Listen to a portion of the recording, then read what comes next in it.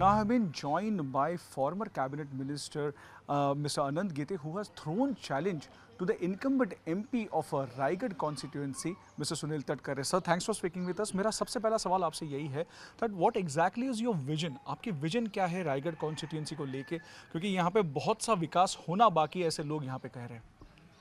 नहीं, ये सच है। वैसे रायगढ़ मुंबई से जुड़ा हुआ है, लेकिन मुंबई से करीब होते हुए भी जो डेवलपमेंट होनी चाहिए थी, जो विकास होना चाहिए था, दुर्भाग्य से नहीं हुआ। ये सच है। इसके कई कारण हैं। रायगढ़ डिस्ट्रिक्ट केमिकल जोन के नाम से डिक्लेयर हुआ और केमिकल जोन डिक्लेयर होने के कारण देश भर के जो केमिकल उद्योग है वो रायगढ़ में आ गए। तो उसका असर हुआ ही है। उसके साथ साथ ये कोस्टल है, यहाँ पर टूरिज़्म को बहुत बड़ा स्कोप है, लेकिन टूरिज़्म को बढ़ावा देने के लिए जो इंफ्रास्ट्रक्चर चाहिए उसकी कमी आज भी है।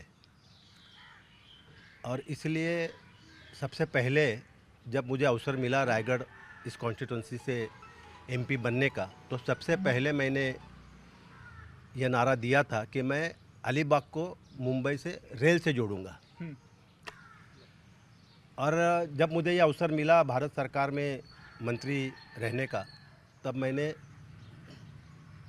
मुंबई से अलीबाग जो रेल से जोड़ने का जो नारा दिया था उसको पूरा किया। अब मुंबई अलीबाग रेल सैंक्शन हो चुकी है। पनवेल से अलीबाग, मुंबई से अलीबाग मतलब पनवेल से अलीबाग, पेंट से होते हुए अलीबाग। और इस अलीबाग को जब रेल से अलीबाग जुड़ेगा तो उसका असर निश्चित रूप में होगा। डेवलपमेंट काफ़ी होगी, विकास होगा, टूरिज़्म के लिए बहुत बड़ा बढ़ावा मिलेगा, सुविधा होगी। 1.5 घंटे में मुंबई से वीटी से आदमी या बॉम्बे सेंटर से आदमी अलीबाग पहुंच पाएगा। तो इसलिए रेल से जोड़ने का पहला मैंने प्लान किया था, वो लगभग सक्सेस हुआ है। दुर्भाग्य से पिछले 5 वर्ष मुझे अवसर नहीं मिला, लेकिन रेल मंत्रालय ने उसे सैंक्शन किया है। रायगढ़ हो या कोंकण में, जहाँ पर भी लैंड एक्विजिशन का मामला आता है वहाँ काफ़ी दिक्कतें आती हैं। और इस लैंड एक्विजिशन के मामले में ये रेल न फंसे, इसके लिए मैंने उसका जो अलाइनमेंट ही हुई पूरी चेंज कर दी। नया रेल लाइन नहीं है, जो एग्जिस्टिंग रेलवे आरसीएफ की है, जहाँ पर गुड्स चलते हैं आरसीएफ के, उसी को हमने कन्वर्ट किया पैसेंजर के लिए, और वो सैंक्शन हो चुका है।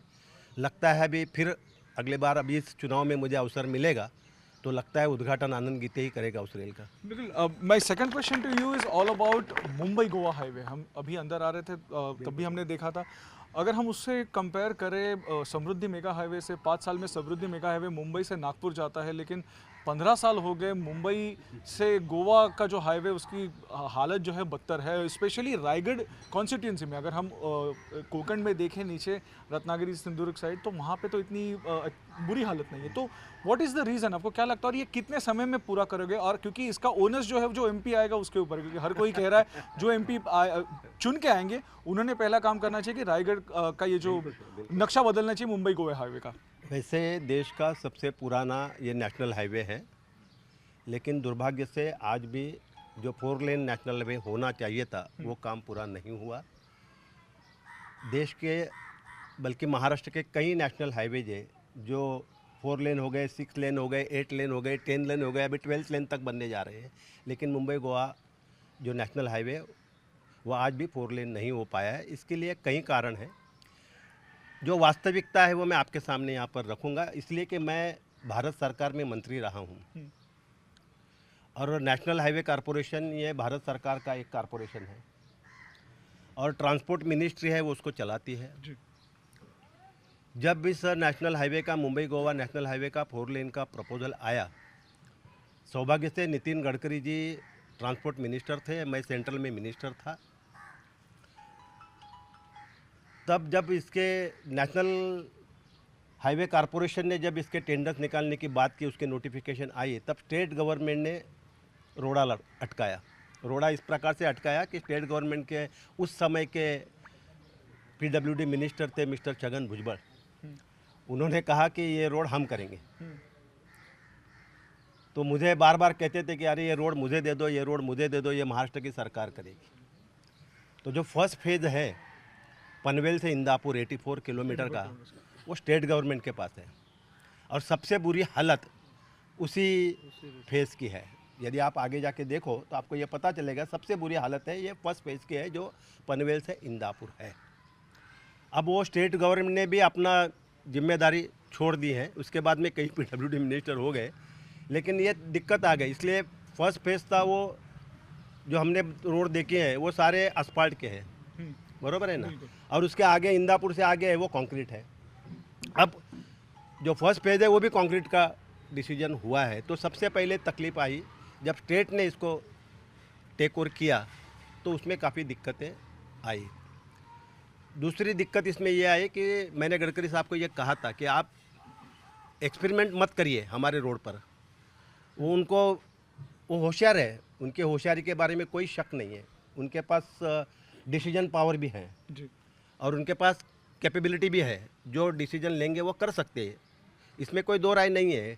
फिर भी वो जो अलग अलग एक्सपेरिमेंट करते हैं उसमें ये रोड उन्होंने प्राइवेट पब्लिक पार्टनरशिप में करने का एक डिसीजन लिया। PPP में ले लिया। हाँ, तो उसमें ये रोड अटक गया है। ये उस स्कीम में रोड आया, हमने कहा भाई हमारे रोड पर आप क्यों एक्सपेरिमेंट कर रहे हैं, क्यों आप ये सब कर रहे हैं, आप नेशनल हाईवे कॉरपोरेशन को ये करने दीजिए। नहीं, आप चिंता मत करिए, 100% हो जाएगा। तो उसमें ये था 40%, 10% सेंट्रल गवर्नमेंट इन्वेस्टमेंट करेगी लैंड एक्विजिशन के लिए, 30% कॉन्ट्रैक्टर इन्वेस्टमेंट करेगा और 60% बैंक फाइनेंस करेगी और सेंट्रल गवर्नमेंट उसको गारंटी देगी। तो ये जो स्कीम आ गई, ये स्कीम में ये फंस गया। ये जो पूरा प्लान है आज भी उसी स्कीम में है। एक बार कोई स्कीम डिक्लेयर हो जाती है तो उससे निकालना उतना संभव होता नहीं, असल में उसी में ये फंस गया। बाद में बैंकों ने डिफॉल्ट किया उसको। हाँ विड्रॉ हो गए, बैंक सारे विड्रॉ हो गए। नहीं, लेकिन इसमें ये सवाल मेरा यही है कि अगर आप MP बनते हैं, अगर आपको मौका मिलता है, रायगढ़ की जनता आपको चुन के देती है, तो आपका सोल्यूशन क्या होगा ये रोड? क्योंकि यही रोड जो है उसे कहा जाता है ये उन्नति का रोड है, it's a road to growth. तो ये इस रोड को आप कैसे बनाएंगे? नहीं, मुझे पूरा विश्वास है कि रायगढ़ की जनता मुझे ही चुनकर देगी और मैं ही अगला सांसद रायगढ़ से बनूंगा, इसमें कोई दो राय नहीं है। ये मैं पूरी तरह जानता हूँ और मैं इस पूरे प्रोजेक्ट को अच्छी तरह समझता हूँ, जानता हूँ। तो मेरी प्रायोरिटी रहेगी कि इस रोड को कंप्लीट करने के लिए, और इस रोड को सेंट्रल गवर्नमेंट ही इसको पूरा करे और वही मैं करूँगा। अगला सवाल मैं आपसे ये पूछना चाहूँगा कि जब हमने लोगों से यहाँ पे बात की, खास करके युवाओं से बात की, तो उनकी एक कंप्लेंट यही है कि यहाँ का यूथ जो है वो मुंबई में जाता है, पुणे में जाता है जॉब के लिए। यहाँ पे IT इंडस्ट्री नहीं है या मैन्युफैक्चरिंग हब नहीं है जो मुंबई में है, पनवेल में है या नवी मुंबई में है या फिर पुणे में है। तो what is your agenda for them, what is your vision for them कि जहाँ पे यहाँ के यूथ को है वो बाहर माइग्रेट ना होना पड़े? नहीं, ये बात सही है। ये मुंबई से नज़दीक होने के कारण जितना भी युवा है वो सारे नौकरी, व्यवसाय के लिए, कारोबार के लिए मुंबई जाते हैं। मैंने शुरू में कहा कि दुर्भाग्य से पूरा रायगढ़ डिस्ट्रिक्ट ये केमिकल जोन डिक्लेयर हुआ और यही सबसे बड़ी आफत रायगढ़ पर आई। इंडस्ट्री आई लेकिन जिसमें जॉब का कोई अवसर नहीं है। सारा ऑटोमेशन है, 100% ऑटोमेशन है। हाथ को काम कहाँ है? आप केमिकल इंडस्ट्री में जाओ तो 100% ऑटोमेशन है। तो ऑटोमेशन के कारण हाथ को काम नहीं है और इसीलिए इंडस्ट्री आकर भी जॉब यहाँ पर नहीं मिल पाए। अब एक जो JSW का प्लांट है डोलवी में, स्टील प्लांट है, वहाँ पर उनका स्टील प्लांट है, वहाँ पर उनका अभी कैप्टिव पावर प्लांट है, उनका सीमेंट का प्लांट है, वहाँ पर अभी उन्होंने कलर प्लांट भी वहाँ पर लगाया है और स्टील जो रॉड्स बनाते हैं उसका भी प्लांट लगाया है। तो ये जो प्लांट है इसको लाने में, इसको खड़ा करने में सबसे मेजर रोल आनंद गीते का है, जिसके वजह से आज लगभग 18,000 लोगों को रोज़गार एक प्लांट की वजह से, एक फैक्ट्री की वजह से मिल रहा है। तो भविष्य में भी इस प्रकार के जब उद्योग आएंगे तब निश्चित रूप में रोज़गार यहीं पर मिलेगा और यदि रोज़गार यहाँ मिलता है तो कोई नहीं चाहेगा अपने माँ बाप को, पिता को, भाई को, बहन को छोड़ के मुंबई चला जाए, वो अपने घर रहेगा। और गांव में जो गहर है, गांव का जो रहना है, मुंबई में जाके हम कैसे रहते हैं किस स्थिति में रहते हैं, किस भीड़ में रहते हैं। तो मुंबई का जीना कोई वैसा सुखी जीवन नहीं है मुंबई का, समझे ना, भाग दौड़ का जीना है, तकलीफ का जीवन है। और इसीलिए कोशिश ज़रूर ये होगा, इसलिए मैंने पिछले 5 साल में ये प्रयास किया था। जैसे मेरा ये चुनाव क्षेत्र है, ये रायगढ़ लोकसभा है जिसमें 4 असेंबली कॉन्स्टिट्यूंसी आती है रायगढ़ की और 2 आती है रत्नागिरी, दापोली और गुहागर। तो मैंने एक यहाँ पर पेपर मिल लाने का प्रोजेक्ट किया था जिसका DPR ऑलरेडी रेडी है, फाइनेंशियल भी क्लियरेंस उसको मिला था।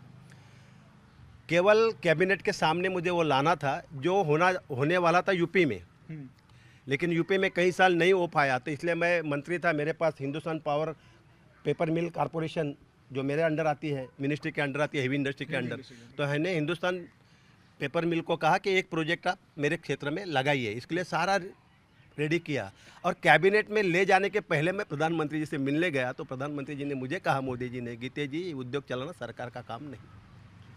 ये सरकार का काम नहीं है साहब। ये सरकार का काम नहीं, उद्योग चलाना सरकार का काम नहीं, मैं जिम्मेदारी से कह रहा हूँ। उन्होंने कहा ये सरकार का काम नहीं है, आप इस चक्कर में मत पड़िए, तो वहाँ पर वो फाइल क्लोज हो गई। ऐसे में जो आरोप लगाए जाते हैं कि महाराष्ट्र से अनेक उद्योग जो इंडस्ट्रीज है गुजरात में जा रही है, अनेक राज्यों में जा रही है, इसको आप कैसे कहेंगे, इसको आप कैसे देखते हैं कि अगर सरकार का काम उद्योग चलाना नहीं है तो फिर दूसरे इसमें कैसे ला रही है?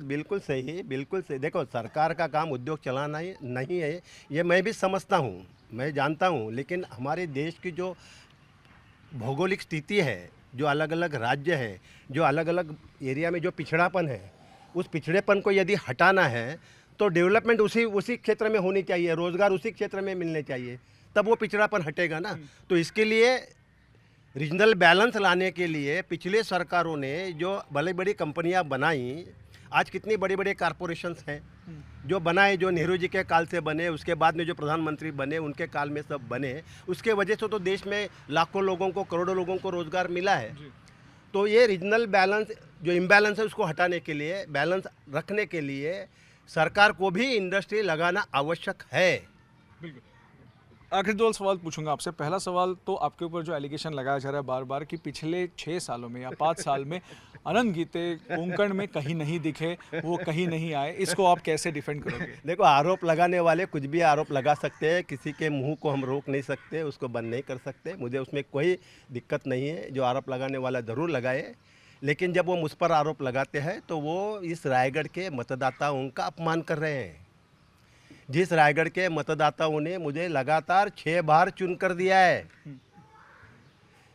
समझे ना, तो ये आरोप मुझ पर नहीं है, ये आरोप रायगढ़ के मतदाताओं पर है, और ये मतदाता उनको इस बार दिखा देंगे, समझे ना। मुझे कोई जवाब देने की आवश्यकता नहीं है, इस चुनाव में सुनील तटकरे को रायगढ़ के मतदाता उसका जवाब देंगे। आखिरी सवाल आपसे पूछूंगा कि आपके पक्ष में जो एक स्प्लिट हुआ उसके बाद का ये पहला ऐसा इलेक्शन है, एनसीपी में भी स्प्लिट हुआ पहला इलेक्शन है, तो आप किस प्रकार से वोटर से उन्हें कन्विंस कर रहे हैं, क्या बेसिकली उन्हें आप बता रहे हैं, कौन से मुद्दे उनके सामने लेके जा रहे हैं ताकि वो आपकी बात सुने या फिर आपके लिए आपके फेवर में वोटिंग हो? देखो, सबसे पहले मेरी लड़ाई भ्रष्टाचार के खिलाफ है। किसने किया भ्रष्टाचार यहाँ पे? मुझे किसने किया ये कहने की ज़रूरत नहीं है, देश के प्रधानमंत्री जी ने ही एक बड़े रैली में जाहिर किया था, एनसीपी ये नेशनल कांग्रेस पार्टी नहीं, ये नेशनल करप्ट पार्टी है। इन्होंने 72,000 करोड़ का सिंचन घोटाला किया है। आपके पास रिकॉर्ड होगी, आपके पास क्लिप होगी। आरोप मैंने नहीं लगाया है, आरोप देश के प्रधानमंत्री ने लगाया है, और उस पर लगाया है जो आज उनके यहाँ डेप्यूटी चीफ मिनिस्टर है महाराष्ट्र में, जो महाराष्ट्र का फाइनेंस मिनिस्टर है, उस पर लगाया है। आनंद गीते ने आरोप लगाया नहीं है। तो जब प्रधानमंत्री कहते हैं कि नेशनल कांग्रेस पार्टी या नेशनल करप्ट पार्टी है, तो मेरा लड़ाई भ्रष्टाचार के खिलाफ होना स्वाभाविक है, कि मेरे खिलाफ नेशनल कांग्रेस पार्टी का तटकरे अजित पवार का कैंडिडेट है, तो मेरी लड़ाई भ्रष्टाचार के खिलाफ है। मैं लड़ूंगा और जीतूंगा। पिछली बार हमने देखा था कि इस बार भी हमने सुना है कि बहुत से आनंद गीते जो है उन्होंने फॉर्म वहाँ पे फिल किया है। पिछले बार देखा था कि बहुत से सुनील तटकरे उन्होंने फॉर्म फिल किया था। तो ये रायगढ़ में क्या चलता है कि जो कोई एक फेमस नेता है उसके नाम से बहुत सारे ऐसे लोग आते हैं जो फॉर्म फिल करते हैं, क्या उसका असर आपको लगता है कि कुछ होगा? मतलब असर का सवाल नहीं है। देखो किसने किया है, क्या किया है, मुझे पता नहीं है, लेकिन ये बात सच है कि उन्होंने अपनी हार मान ली है, तो मरता क्या नहीं करता, तो यह हालत है। So that's what we heard from Mr. Anand Gite, who was telling us and was giving us the agenda for and his vision for Raigad constituency.